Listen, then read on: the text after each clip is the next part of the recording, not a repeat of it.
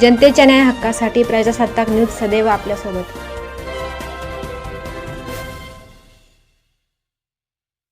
आज नगरपालिकेच्या निवडणुकीचा निकाल लागला। संगमनेर सेवा समितीनं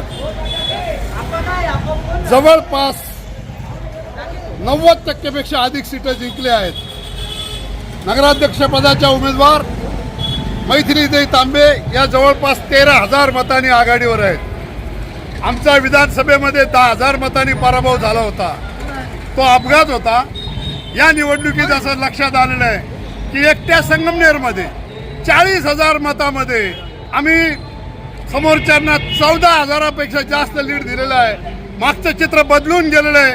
पुन्हा एकदा बाळासाहेब थोरात यांच्या नेतृत्वाखाली काँग्रेसची दमदार वाटचाल सुरू झालेली आहे आणि इथे सर्व जाती धर्माच्या सलोख्याचं राजकारण चालेल, इथे कोणत्याही धर्मद्वेषाचं राजकारण चालणार नाही, हा मतदारांनी संदेश दिला आहे।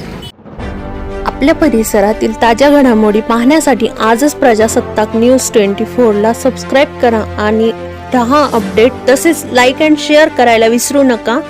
प्रजासत्ताक न्यूज सदैव आपल्यासोबत।